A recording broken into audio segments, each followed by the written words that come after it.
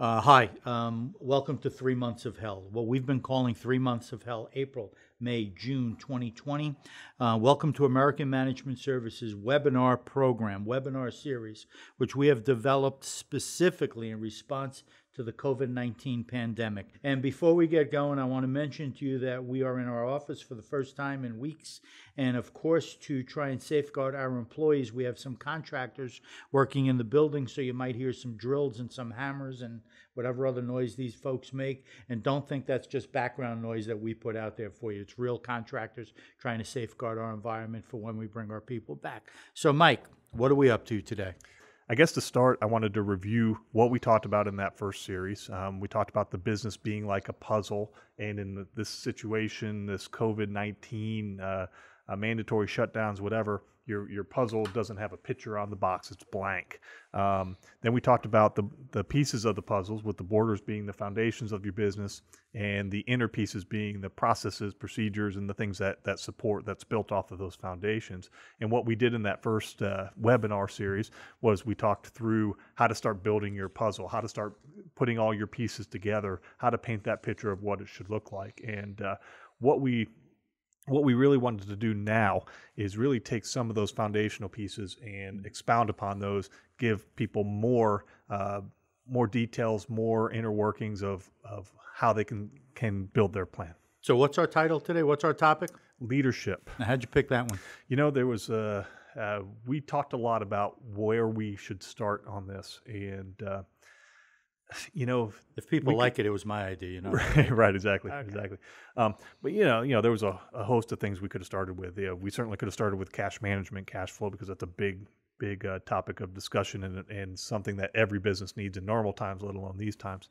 But we thought that maybe leadership was the place to begin, because if the business owner themselves, they don't have that drive, that fight, then nothing else will work. And we can give you tools. We can show you how to put a cash flow together. We can show you how to put a manpower plan together. We can help you price. We can help you do a lot of the Some technical of that's things. mechanical. Right, exactly. It's technical, mechanical, whatever you want to call it. What I can't give you is what's in here. And the business owner has to make the decision that they're going to fight tooth and nail using this. So even after this webinar, you still can't give them what's in here. I can't. They got to have it. That's right. We're just going to show them what to do with We're it. gonna hopefully help them get to that point today. There you go. Okay. Is that you drilling? Oh, no, that's a contract. Oh, yeah. There you go. Okay.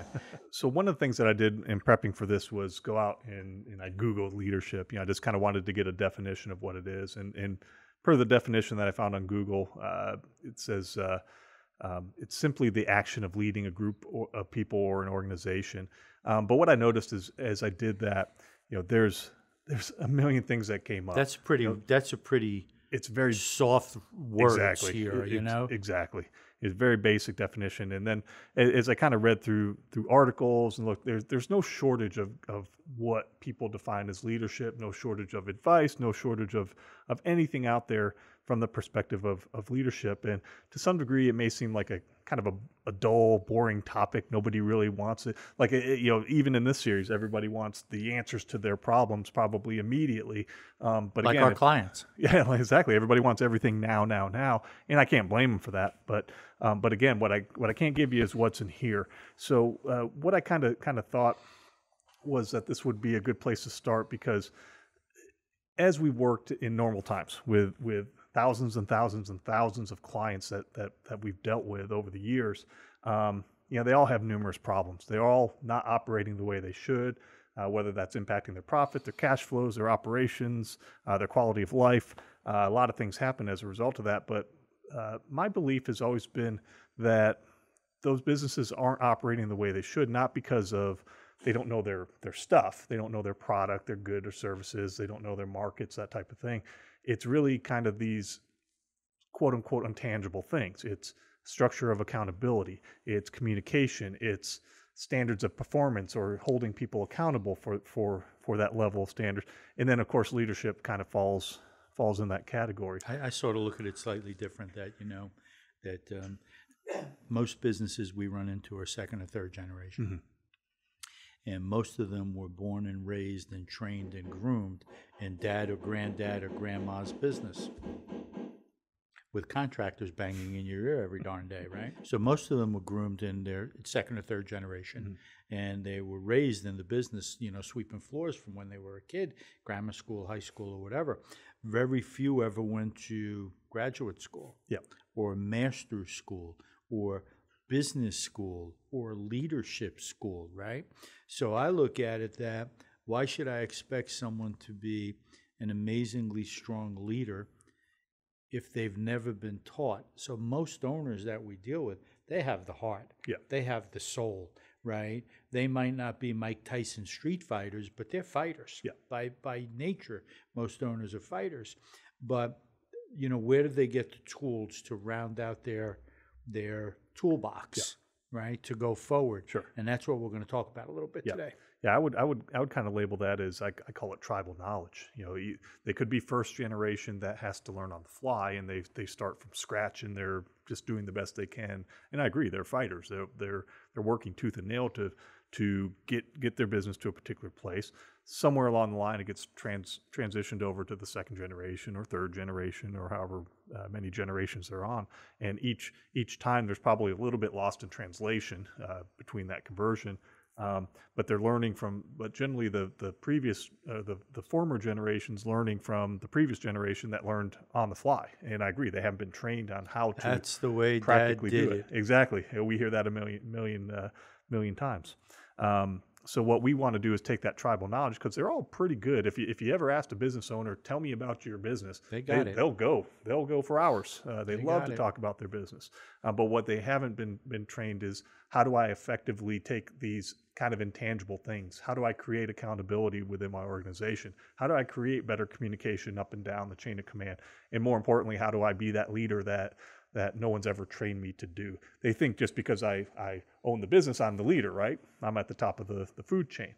But that's not leadership. That's just being at the top of the food chain. You know what I sort of call the owner? The owner should be the tip of the spear.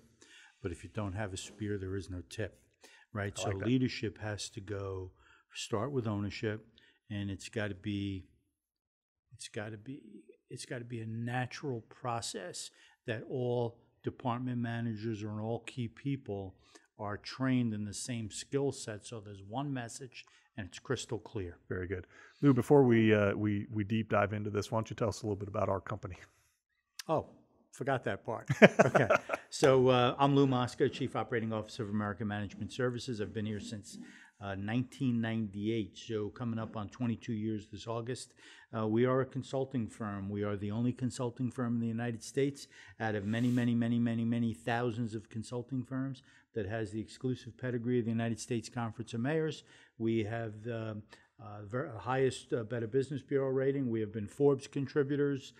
We have been on many talk shows, and that's all nice and fun and great. But today what we're dedicating our efforts to is helping independent business owners just like you deal with coronavirus, deal with COVID-19, to protect your employees, to protect the integrity of your business.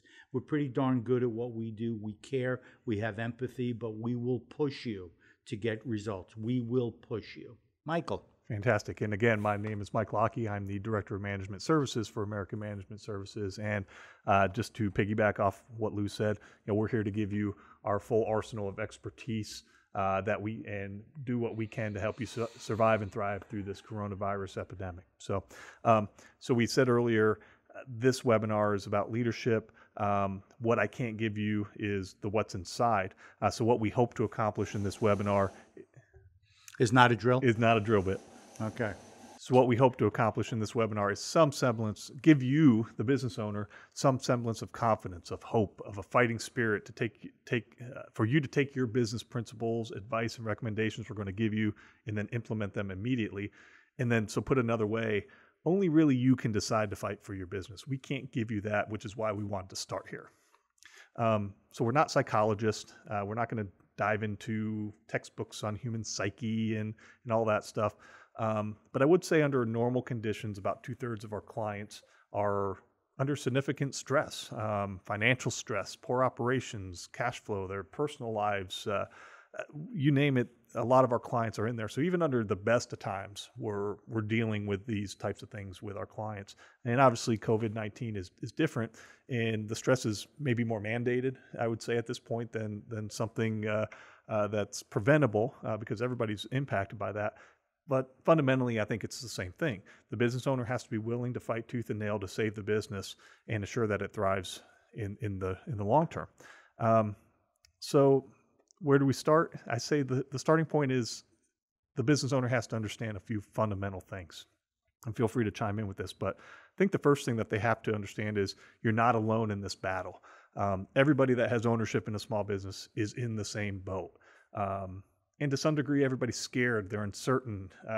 Everybody wants answers to their questions. What's next? What's next? What's next? How am I going to get through this?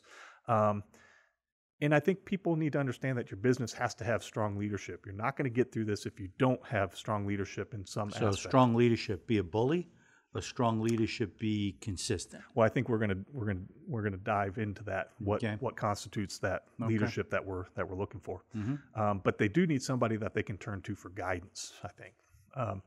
And then sometimes I think we forget this, that sometimes it's difficult for the business owner to open up to people because a lot of times they don't have the peer. You know, they can only go so far with talking with their employees or talking with their spouses or maybe their CPA or lawyer. Maybe there is somebody in their life that's can speak to them on equal footing, so to speak, about their business or business concepts. And oftentimes, many of the smaller businesses don't have those people to talk to. So, part of the reason again why we want to do this webinar series. But the first thing that I think business owners have to start doing right now is Let me guess. Stop feeling sorry for themselves. Stop feeling I've sorry heard you for say yourself. that about 100 times. Right now, you can. This is what we mean by having the heart. Right. You can lay in your bed and stare at the ceiling and say, "Oh, poor me." Oh, no. Everybody is doing this, and the people that are willing to fight are the ones that are going to make it through there. So you got to make that conscious effort to survive and then thrive in this. But I absolutely agree. Stop feeling sorry for yourself. And then be the leader for your business, for your people, and most importantly, yourself and family. They're all looking at you. They're all gauging. All eyes are on you. All eyes are on you for sure. Well, I just think that it's not only all eyes on you. The family's looking for direction if you have one. Your employees all want some confidence that this degree of uncertainty is going to abate somehow, right? And then your vendors and your customers, they count on you. Mm-hmm. Your banker counts on you. Your insurance agent counts on you. There's so many pieces to this puzzle that you have to have this inner strength. And that doesn't mean you got to be a BSer, right? Mm-hmm. Just be direct, be to the point. It's okay to admit you don't know. It's not okay not to get the help to know. That's right. I agree. And then this one I got from you, actually. So this is me saying your words. Understand that the effort you put in today will be the results that you get tomorrow. So I'm pretty smart. It sounds good, but no, seriously. I think that's a very, very, very profound statement. The effort that you put in today will be the results you get tomorrow. If you take the opposite approach and you don't make the effort today, then what are you realistically going to get tomorrow? And today you've got to put in every ounce of your strength. If you don't have enough time today. Exactly. Well, we were talking about the other day, our work days have been dramatically longer from home. That's right. Because the angst and the uncertainty and balancing the employees with the clients, with the bankers, with the hundreds of phone calls we've gotten, the angst is nonstop. Right. But the hours have just never ended. Right. So let's, before we start getting into the recommendation side of this, because I think we've got some solid advice for people here. I just want to note that, there's only so much that we can get in the context of this webinar. Because everybody's situation is going to be different. Yeah. Some people are up and running. Some are shuttered completely. Some of them will be in between, meaning that they're still open for business, but the business has slowed so far. And we kind of said it before. I don't think there's anybody that's just fully running business as usual today. Everybody's been impacted. Even if you're open for business, essential. It's not the same. It's not the same. So I don't believe there's a single business that fits in that category, which means that anything that we're saying here is pertinent to anybody that's out there that's running a small business, whether they're seemingly in the middle of normal operations. Big or businesses not. too. Yeah, No one's absolutely. immune. No one's immune. So let's assume for a second that you made the decision to fight. You're taking our words and saying, yeah, you know what? I'm going to pull myself up by the bootstraps. I'm going to go full bar. Heads out of the sand. Yeah. Where do I start? What's the first thing that maybe I should be thinking about and considering? Let me offer up what I think the first thing is. I think the first thing is you got to start working on yourself first. Because if you don't take care of yourself, you don't make yourself the model that everybody else is following, which is kind of the definition of leadership, correct? Then you don't really have much of anything. You can't neglect yourself and expect people to follow you or inspire confidence or any of these things that we're ultimately going to talk about. So you know that the Small Business Administration, the SBA, estimates that there's approximately 30 million small businesses in the United States. I'm going to bet that by the time COVID-19 has decided to go offshore or leave our country, that out of that 30 plus million, I'm going to bet 8 to 15 million are not standing. Yeah. Okay. So you think about that, and most small businesses are under 2 million a year in annual revenue. Mm-hmm. Most have fewer than 8 or 10 employees. So if you want to be a true, sincere leader, you can touch every one of your employees every day with your actions, with your words, with your strength, with your kindness, right? Yep. There's no reason for you not to be able to do this. Don't just go sending that boilerplate BS email, right? So there's no reason you can't stay in touch with your people all the time. Mm-hmm. So, but let's talk about the owner themselves, because I had in my notes, I made a comment that you hear these jokes about people binge watching a bunch of TV shows and drinking every night. Still got their jammies on? Got the pajamas on. And what's your thoughts on what people should what the leader's mindset should be, even if you're working exclusively from home? Say you don't even have an office to come into, or your business is shuttered, but you're working from home. What should be the things that you're looking for to take care of yourself first? Sure. I think if you want a day off, you should take a day off. Yeah. On your day off, do whatever you want. Stay in bed, eat bonbons, watch I Love Lucy reruns. Who cares? But that's a day off. Yeah. Right? You don't have time for a day off now. Right. It doesn't exist. There's 8 days in the week, and you better be working 8 days in the week right now. Right? So I think an owner should get up earlier than they normally do. Mm-hmm. If they've never exercised, go for a walk. If they have exercised, find a way to expand upon their exercise routine. Yeah. If they have 3 employees, 33 employees, 330 employees, every night set your agenda for the next day. Make sure everybody knows who you're going to be communicating with. Make sure that after you've done your exercise in the morning, that you are grooming yourself properly, dressing accordingly, conducting your affairs properly. I think your days can be filled with productive time, but how you go, they go. Yeah. I would put it in a more broader category. Take care of your health. Get your exercise as you suggested. Walk, bike, run, whatever your law allows. But the reality is I walk around the park. I take my dog out, and I see plenty of people out there. And you approach somebody on the sidewalk. You just kind of go around and all that. But there's opportunities to do that. I always, even in normal times, I always got up and did sit-ups, push-ups when I got up, and when I went to bed, and I got some simple barbells, and I do some exercises to kind of keep my mobility up. But I think like now, some of that is to keep fit, but a lot of that is to keep kind of my mind in order. Because if you're kind of locked to stay in place and you're not getting out, it's very easy to lose your train of thought and focus, So, I actually have found that my exercise regimen has gotten better. Right. Because I need to force myself to do more. Yeah. And I've enjoyed it. Yeah. But do your research like anything else. There's options. You can look online for exercises, but stay in physical shape. And I put in here that it will sound funny, but put clothes on, bathe, practice good hygiene. I get up, I shave, I take a shower every morning. Doesn't look like you shave. I know it doesn't, but I had this before. So, but keep yourself clean. And I think, what was there's an old adage, look good, feel good.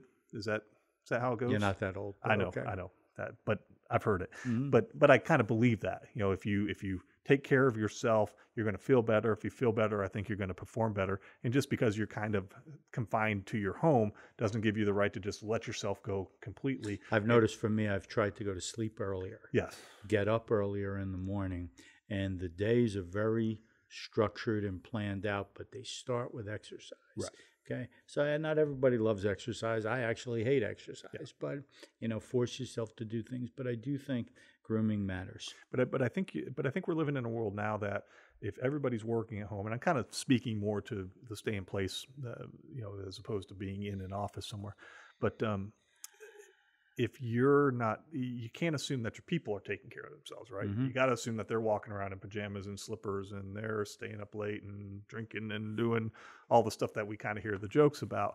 I think as the leader, we got to set the tone, because the last thing that you need is to fall into that trap that everybody else is kind of falling into. Mm-hmm. I think what you have to have in your mind is, I've got to be sharper than everybody else. I've got to be the one to put the expectations out there. And if I'm not holding myself accountable to me, then I'm not going to hold anybody else accountable to anything that I want. And it can't just be you laying out things to everybody. You got to first take care of, this is why I kind of believe you got to take care of yourself first, because if you're policing yourself, that will make it easier for you to police other people, because they see that. I think if you have an immediate family and you don't take care of yourself, shame on you. Absolutely. Absolutely. Well, let's talk about that a little bit, because that was kind of the next place I wanted to go. I'm calling them COVID-19 refugees. Yep. The kids that are normally in school or off to college are now home. Spouse that maybe works is now here, and then of course you're there and you're not normally there. What are maybe some recommendations for how do you manage that piece of it?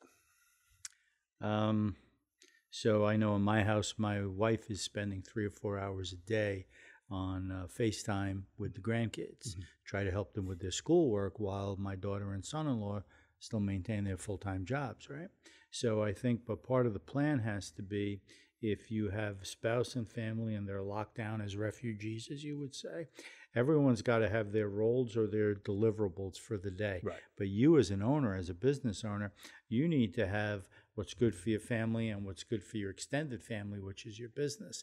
And you need to have that laid out in advance, and don't waver from it. Yeah, I think you had mentioned before writing out your agenda and your routine. I think if you have these COVID-19 refugees at home, you kind of got to do the same for them.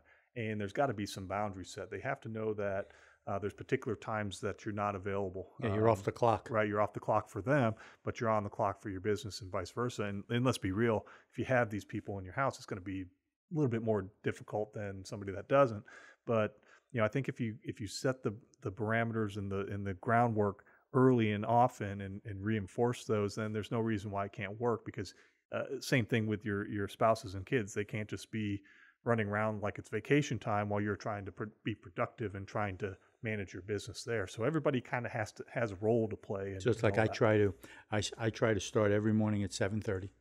Around 12:30, I try to break and have lunch with my wife and my grandkids on FaceTime.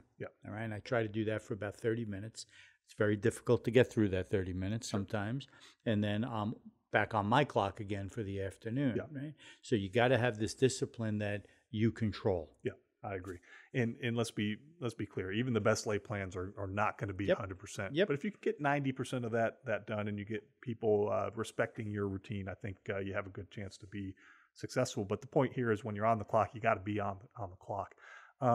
Any input or advice you can give for somebody that maybe is caring for somebody elderly, or somebody that maybe has corona issues? Wow. Get away from them. I don't know. What do you want to talk about? Well, I think obviously that's a game changer, right? I think if that's the situation, you got to take care of your family and the health first, for your sake, for their sake, for everybody's sake. So you can't ignore it. You can't it's not in the normal confines of, hey, we can say I'm on the clock here, off the clock here, because you're going to be caring for somebody. I think what that means is that you're going to have to be more reliant on your key people, and you have to have more expectations for the burden that you're going to place on them if you fall into that category. I don't have a great answer for that, but the reality is that some people are going to be going through that. So I think, maybe that's a situation where you got to plan out many days in advance in case something happens where you're out of pocket because of a health related issue, as opposed to maybe writing it out the night before. So I think that that expands your requirement for planning in advance. Sure. So let's move on from taking care of yourself. Let's talk about your interaction with your employees. So we kind of said it before. Everybody's nervous. Everyone's anxious. Everyone wants questions answered. In fact, they ask you the same question 30 times. Right. And it's nervousness. Yeah. And you got to be patient. Yeah. And of course, they're going to be looking at the business owner for those answers. So talk to me a little bit. You mentioned this before. Tell me, give me your recommendations for a good method of communicating with your employees. What have you found worked for you? I'm a pick up the phone kind of guy. Mm-hmm. I don't know that that's ever going to change with me. But, from my perspective, I try to schedule several group calls a week, numerous one-on-one calls every week. I'm not the kind of guy to wait on protocol. If I want to get an answer or a conversation, I'm just going to call and get an answer or a conversation. But I also think people need to be treated with dignity since they're very nervous now, and the uncertainty has really wreaked havoc. So I just think talk to them. I rather talk to them than email them. I rather talk to them. I rather let them talk, and I try to start every conversation with how are you and how's your family. Right. That's what I try to start with. Very good. We in normal times, if we were at a client site and say we were dealing with production in some fashion, we normally have what we call huddles, right? We'd start the day off with a quick 5-10 minute huddle, and we get the group together and go around as to what everyone's doing. Ready, break, everybody goes to work. 5 minutes, 10 minutes, Sure. Whatever that is. My philosophy has been try to mimic that with your video or your phone calls if you're doing the group setting.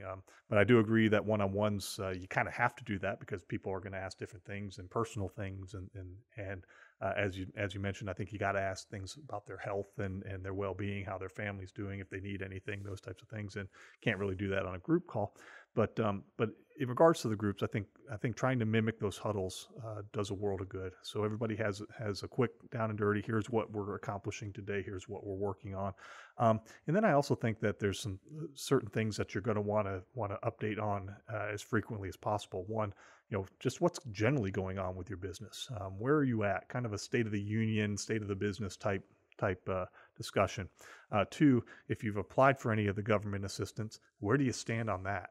Because I think that gives people confidence that, hey, we're doing something behind the scenes. You might not see it, you might not feel it, you might not understand what it is, but to know that you're doing that behind the scenes, even if you don't go into detail with that, gives people a little bit of a peace of mind that we're doing things the right way.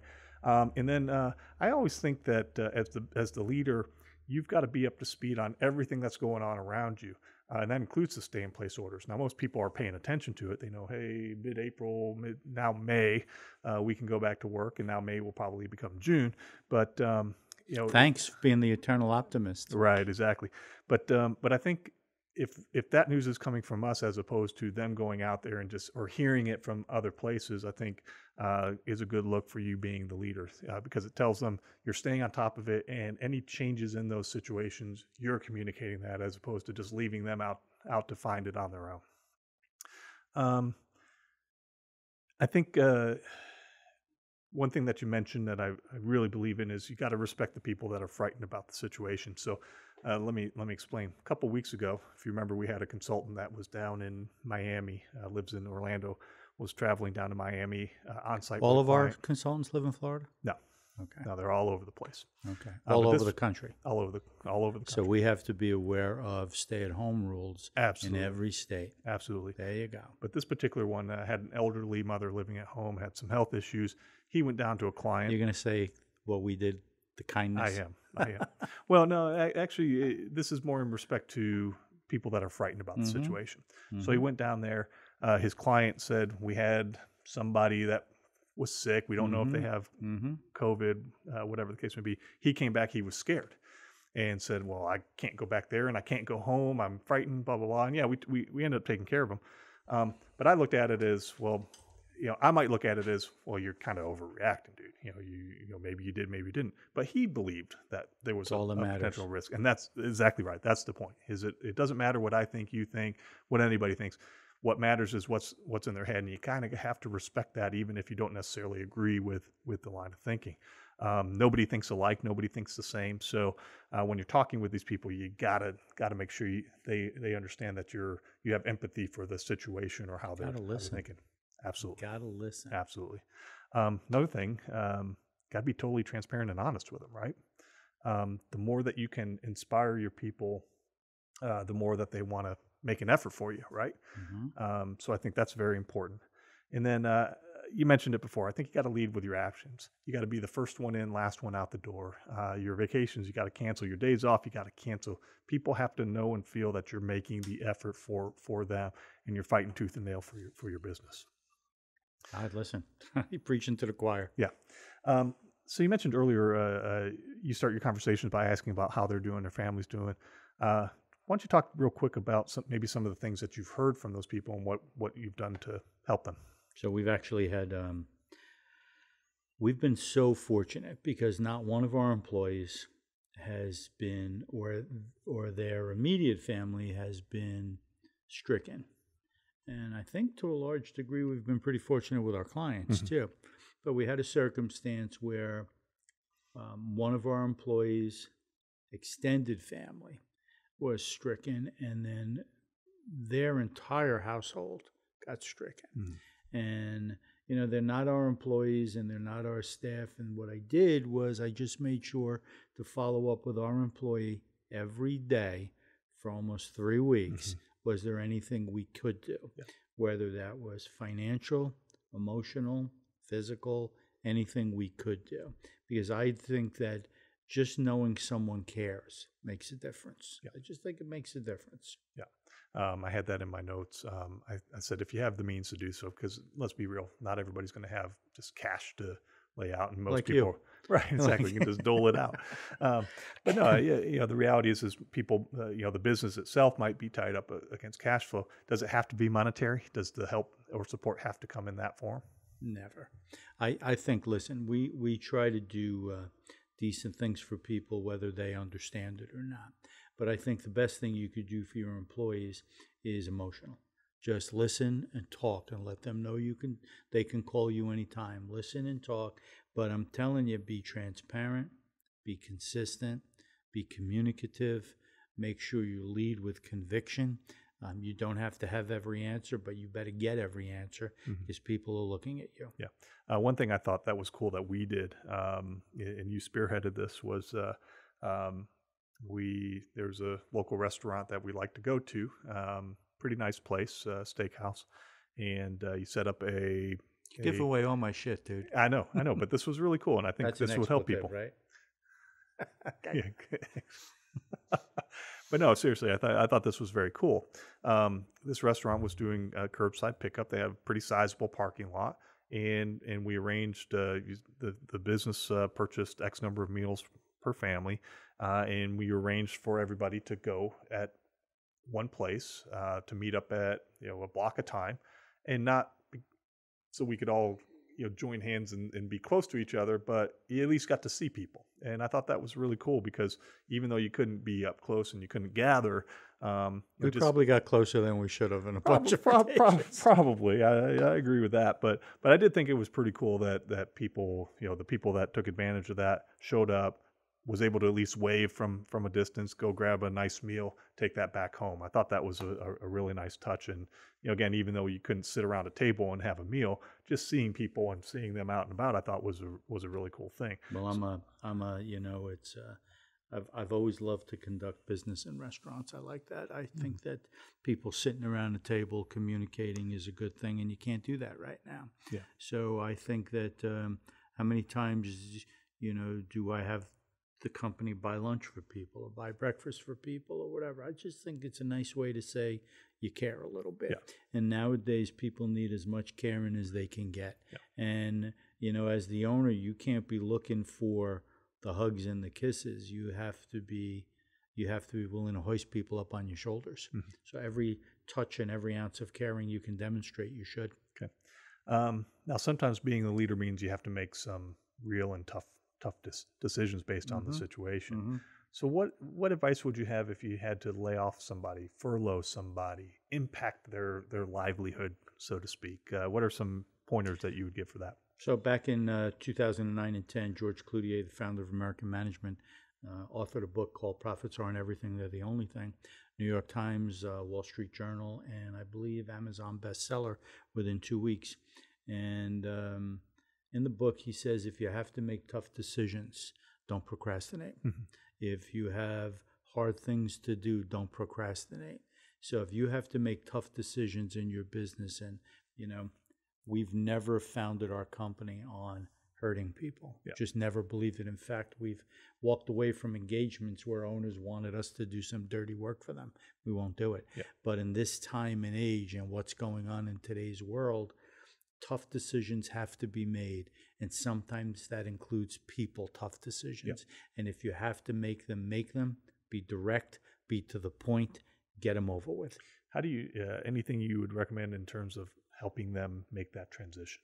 Anything? There's never, if you're talking about the transition to actually laying off people or reducing people's time, there's no good way to do this, right? But you might as well look. The governor of Virginia, he made his lockdown go to June 10th. Everybody else did April 30th. His logic was, I'm going to traumatize you once, put it all the way out there. If I can bring it back, I'll bring it back. Everybody else went to April 30th, and they're going to traumatize you again and go to May 15th, and then go to May 31st. So to me, I just think if you're going to have bad news, get it over with.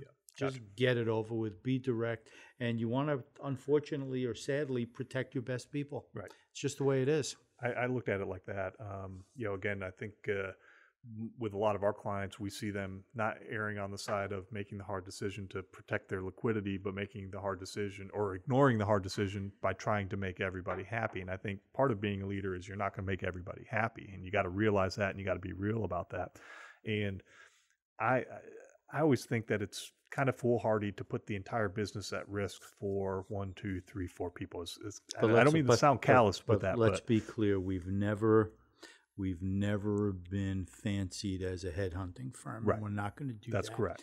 This is not a headhunting expedition. This is a leadership issue. Right. All right. You have to protect the integrity of the business.